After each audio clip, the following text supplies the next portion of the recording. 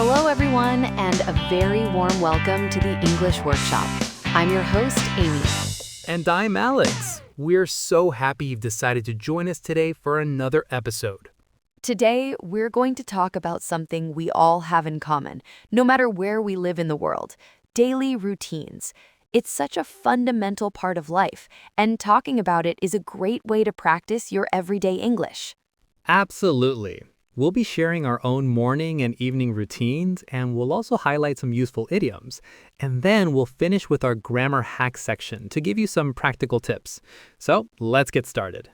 Okay, Alex, I have to ask you first, are you a morning person or a night person? An early bird or a night owl? Oh, I am 100% an early bird. I love the quiet of the morning. But I have a feeling you're the opposite. You guessed it, I am a classic night owl. For me, mornings are a real struggle. My alarm clock is not my friend. So tell me about it. What does a typical morning look like in Amy's world? Well, my alarm is set for 7 a.m., but I almost always hit the snooze button. Maybe 2 or 3 times. It's a terrible habit. Right. The 9 extra minutes of sleep feels so important at the time. Exactly. So I finally drag myself out of bed around 7:30. The very first thing I do before anything else is head straight to the kitchen to make a strong cup of coffee. I can't form a sentence until I've had my coffee. That's your fuel. It really is. While the coffee's brewing, I'll usually check my phone, look at my emails and messages, maybe scroll through social media for a few minutes. Then it's a super quick shower, I get dressed, and my breakfast is whatever I can eat the fastest: a piece of toast, a yogurt, or just a banana as I'm running out the door. My whole morning feels like a race against time. Wow, that sounds stressful. My morning is, well, it's pretty much the complete opposite. Okay, I'm ready for it. Tell me about your perfect early bird morning. It's not perfect, but it works for me. I usually wake up naturally, without an alarm, around 6 a.m. The first thing I do is drink a big glass of water. Then I put on my workout clothes and go for a 30-minute run outside. At 6 in the morning? You see, that's amazing to me. It really helps me wake up and clear my mind for the day ahead. When I get back, I take a shower, and then I actually take the time to cook a proper breakfast, usually scrambled eggs with some spinach and a slice of toast. And yes, coffee is also a part of my routine. That sounds so healthy and civilized. So you don't feel rushed at all? Not usually. After breakfast, I sit down with my coffee and look at my calendar. I make a to-do list for the day. That way, when I start work, I feel prepared and focused.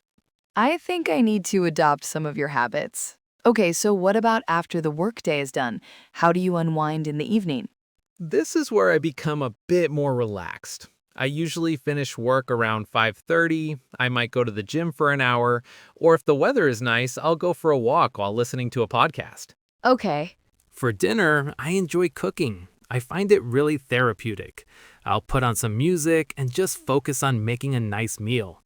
After dinner, I try to stay off my phone. I'll read a book or chat with my family.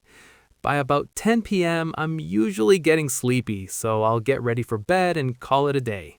See, my evenings are when I really come alive. When I get home from work, the first thing I do is change out of my work clothes and into something comfortable.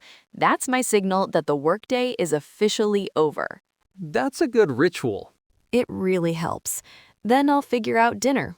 Sometimes I cook, but a few nights a week I'll order takeout. After dinner, I'll usually watch a movie or a few episodes of a TV series I'm into. That's my main way of relaxing. And what time do you usually go to bed? Well, this is the problem. I'll tell myself I'm going to bed at 11, but then one more episode turns into 2, and suddenly it's after midnight. And that's why I need the snooze button so much the next morning. It's a vicious cycle.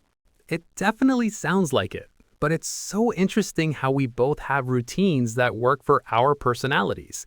There's no single right way to structure your day. Before we get to the idioms, I think it's worth mentioning how routines can change. For example, my routine on the weekend is completely different.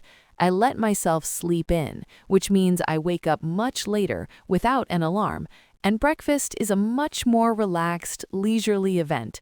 What about you, Alex? My weekend routine is definitely more relaxed as well. I still wake up fairly early, but instead of running, I might go for a long walk and grab a coffee from my favorite cafe. I also use the weekends to catch up on chores like laundry and grocery shopping. So it's a mix of relaxation and preparation for the week ahead. All right, welcome to our idiom spotlight. Amy, what's our first one? The first one is actually a pair of idioms, early bird and night owl. I asked Alex if he was an early bird, and I said I was a night owl. An early bird is someone who likes to wake up early in the morning.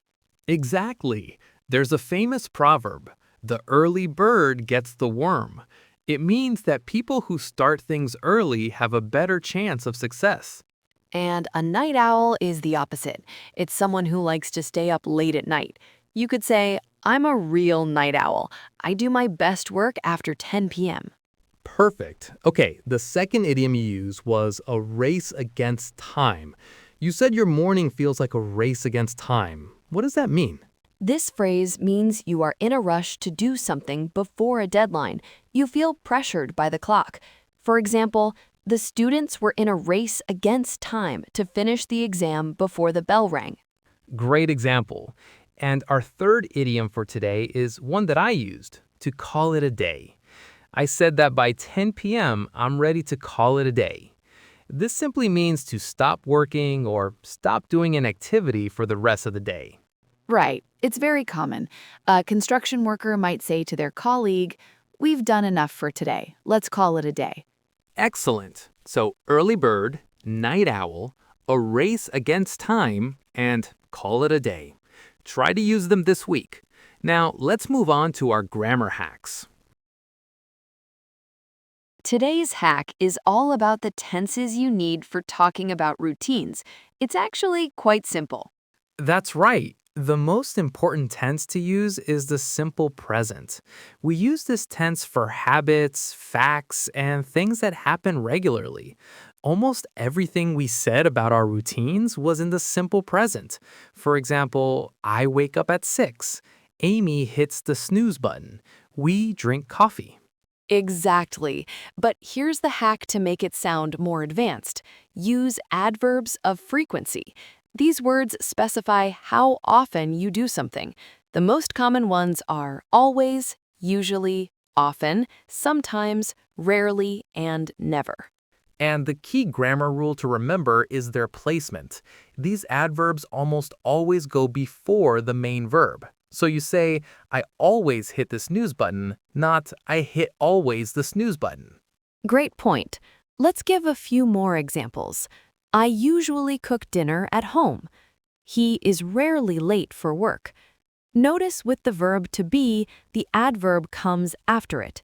He is rarely late. And one final tip, use sequencing words to connect your sentences. Words like first, then, next, after that, and finally. This helps your listener follow your story. First, I wake up. Then, I make coffee. After that, I take a shower.